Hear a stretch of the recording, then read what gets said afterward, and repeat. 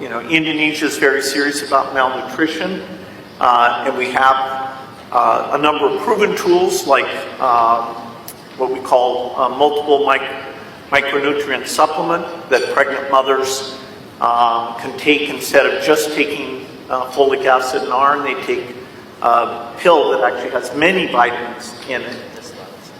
Indonesia is one of the first to launch that with the goal to get that to all pregnant women very quickly, and it really makes a big difference. A lot of women have anemia, which is an iron deficiency, and so the foundation has an approach where you can just go in one time and get an infusion, and it fixes the anemia. And so over the next year or two, we'll come up with a plan to roll that out in Indonesia. Hibah Rp 2,5 triliun dari Bill Gates. Indonesia menjadi medan uji vaksin global. Luar biasa. Ini bukan hibah ya, ini dijual. Harga rakyat Indonesia memang agak murah gitu ya. Nggak apa-apa. Padahal ada di kantong Pak Jokowi itu ada 11.000 triliun. Kalau 2,5 triliun itu murah banget gitu ya. Padahal Pak Bill Gates ini bukan ahli kesehatan, tapi di bidang teknologi ya. Jadi uji coba ini memang benar-benar uji coba ya ke tubuh manusia gitu. Kita sebagai tikus rakyat Indonesia, kita terima-terima saja ya. Lanjutkan saja Pak Prabowo, kami mendukungmu. Ampun. Assalamualaikum warahmatullahi wabarakatuh. Sahabat Pena Ufuk dimanapun berada, baru-baru ini pendiri Microsoft dan juga filantropis Bill Gates datang ke Indonesia dan tidak tanggung-tanggung memberikan dana hibah yang cukup besar. Tapi di balik itu, kedatangan Bill Gates ini mendatangkan polarisasi dan juga kontroversi, apalagi kalau bukan rakyat Indonesia akan menjadi uji coba vaksin TBC dan juga ibu hamil, dan ini lantas mendapat sorotan tajam terkhusus juga dari mantan Menteri Kesehatan Ibu Dr. Siti Fadilah yang beberapa waktu lalu memang memperingatkan kita semua, bahkan juga Presiden Prabowo Subianto. Dan seperti apa selanjutnya, apa sih bahaya dan juga dampak positif dan negatifnya terhadap vaksin yang ditawarkan oleh Bill Gates ini dan diterima oleh Presiden Prabowo Subianto? Langsung saja kita saksikan berikut ini. Beliau sedang kembangkan vaksin TBC untuk dunia, tapi Indonesia akan jadi salah satu tempat yang akan diuji coba. Dan kita harus mengetahui bahwa TBC memakan korban kita cukup besar, yang meninggal hampir 100.000 tiap tahun, dan itu tekad kita untuk menurunkan, dan beliau menunjukkan komitmen beliau untuk terus bantu kita di bidang itu. Juga untuk beliau sedang kembangkan vaksin malaria. So basically I informed them of all your. Wah, menurut gua berita kali ini benar-benar sinting. Benar-benar sinting. Indonesia jadi tempat uji coba vaksin TBC Bill Gates. Uji coba. Indonesia jadi tempat uji coba. Paham gak? Rakyat Indonesia ini mau dijadikan kelinci percobaan. Mau dijadikan kelinci percobaan. Sinting gak? Gua gak habis pikir loh sama pemerintah. Main setuju aja mereka. Apa mereka gak berpikir? Semua vaksin tuh ada efek sampingnya loh. Iya kalau berhasil. Kalau gagal, resiko terbesarnya kematian. Kematian guys. Gak habis pikir gua. Mentang-mentang dapat dana hibah 2,7 triliun dari Bill Gates. Main setuju aja mereka. Indonesia ini ya hanya dijadikan kelinci percobaan guys. Sedangkan Bill Gates memilih Singapura menjadi kantor perwakilan. Sinting gak? Kurang ajar gak? Uji cobanya di Indonesia, tapi kantor perwakilannya di Singapura. Biadab gak? Tolong hentikan kerjasama dengan Bill Gates. Hentikan, berbahaya menurut gua. Coba kalian tengok berita terbaru, berita dunia. Bill Gates ke Indonesia. Amerika larang rakyatnya ke Indonesia.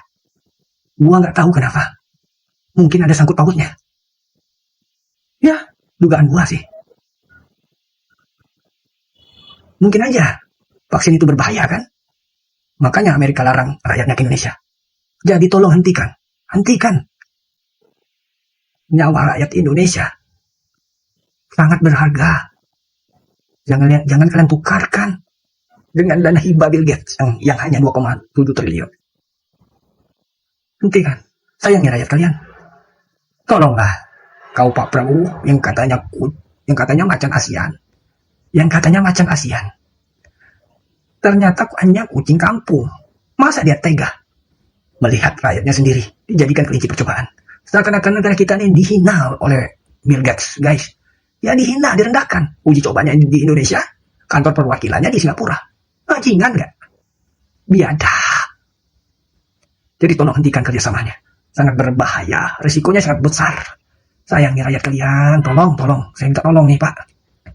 Tolong, hentikan. Ya. Salam akal sehat. Sedih gua guys. Sedih, marah, kesel, campur aduk loh. Kok nggak ada yang benar kerja mereka nih? Bisa jadi anak cucu kita tuh jadi orang yang bego karena diracunin tanpa kita tahu. Atau mungkin generasi mendatang tuh tidak akan terlahir karena kita dibuat mandul. Akan disiapkan vaksinnya sebelum sakitnya ada. Itu kenyataan. Itu bukan membual. Karena kita menghadapi kenyataan bahwa Pak Prabowo pun presiden terpilih, tak ubahnya hanya antek. Saya bilang mungkin bukan antek, tapi orang yang punya kekuasaan, tapi ternyata tidak punya kekuasaan. Pergantian Raja Jawa ini yang diganti bukan raja. Yang diganti ini adalah antek. Antek siapa? Antek kekuatan global. Antek liberalisme global. Seorang BGS yang hanya menteri tidak dapat ditolak oleh seorang Prabowo yang presiden terpilih. Saya katakan, seorang Prabowo pun dan timnya tidak menginginkan dia menjadi seorang menteri kesehatan. Tapi apa daya? Karena ini titipan global. Artinya bahwa ada kepentingan yang besar. Kepentingan yang lebih besar dibanding hanya sekedar urusan politik. Melinda and Bill Gates Foundation ini, ya, beserta WHO-nya ingin menjadikan Indonesia itu sebagai market. Mereka punya barang, mereka punya jualan, termasuk adalah kita tanpa disadari. Nantinya orang sakit itu bukannya sembuh, tapi bagaimana caranya orang sehat punya ketergantungan walaupun dia tidak sakit. Karena apa? Penyakit bisa diciptakan. Siapa yang kuat data, siapa yang punya kemampuan untuk merekayasa, itulah yang menang. Jadi peperangan jangan diibaratkan dengan senjata, dengan peluru, tidak. Sekarang itu dengan teknologi bisa diciptakan pandemi jilid 2. Pandemi yang kemarin benar-benar seluruh dunia terkena. Tapi kata pakar security, biosecurity dunia mengatakan bahwa pandemi yang kedua itu karena genomik. Genomik tadi, gen. Dia bisa milih yang sakit. Pak Prabowo yang saya hormati, kami ingin menyampaikan sesuatu yang sangat penting untuk negara ini. Presiden Trump telah sadar dan berani keluar dari WHO dengan alasan karena beliau merasa tertipu. Dan beliau menyatakan atau menolak Pandemic Agreement dan IHR amandemen. Karena dua-duanya ini akan mengancam kedaulatan nasionalnya.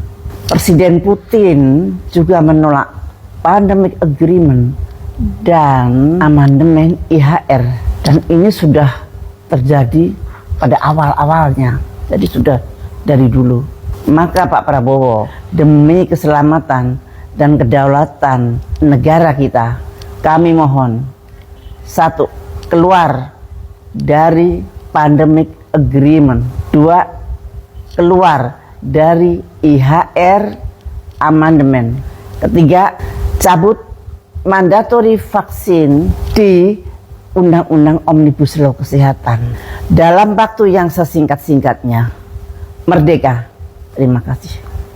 Ya, niat baik pemerintah Indonesia, Presiden Prabowo Subianto untuk menyetujui apa yang ditawarkan oleh pendiri Microsoft, Bill Gates, yaitu akan menjadikan rakyat Indonesia sebagai uji coba dari vaksin TBC dan juga tadi ibu hamil seperti yang sudah kita dengarkan, dan sejumlah masukan, sorotan yang memang menuai kontroversi ini juga kita sudah dengarkan baik dari Ibu Dr. Siti Fadila dan juga beberapa netizen. Ini tidak terlepas dari apa yang pernah menimpa kita, yaitu COVID-19 yang memang diduga ada banyak konspirasi di belakangnya. Namun terlepas dari itu semua, sahabat Penaufuk, di sini sebuah masukan, kita tidak menyimpulkan apakah benar tidaknya sisi dampak positif dan negatifnya. Di sini kita hanya menampilkan masukan-masukan, kritikan-kritikan dan juga saran-saran dari publik tanah air. Tentu Presiden Prabowo sudah mempertimbangkan dan beliau punya tim ahli sehingga tidak serta-merta menerima vaksin dari Bill Gates ini. Tentu ini adalah kembali kepada kebaikan jangka pendek maupun jangka panjang bagi rakyat Indonesia. Namun kita tidak bisa menafikan saran-saran, masukan-masukan dari beberapa rakyat Indonesia termasuk dari Dr. Siti Fadilah yang beliau memang sangat paham dan cukup punya perhatian khusus kepada kesehatan jangka panjang bagi generasi bangsa ini, karena beliau punya rekam jejak. Siti Fadila dulu adalah satu-satunya menteri yang menolak itu Namru 2 ya, tahun 2029 yang menutup lab biologi Namru 2 di Jakarta pada saat itu, dan beliau berani melawan dunia. Dan tentu masukan-masukan baik dari Dr. Siti Fadila dan juga netizen-netizen yang lain bukan berarti membenci para pengambil kebijakan di Republik ini, termasuk sosok Presiden Prabowo Subianto. Namun pada akhirnya kita akan menyaksikan bagaimana kalau ini betul-betul nanti berlaku. Kita yakin bahwa Presiden bersama dengan timnya yang kita tidak meragukan kapabilitasnya, kapasitasnya dan juga kompetensinya di dalam melihat sisi-sisi positif yang akan didatangkan bagi kemaslahatan rakyat Indonesia itu sendiri. Sekian, terima kasih.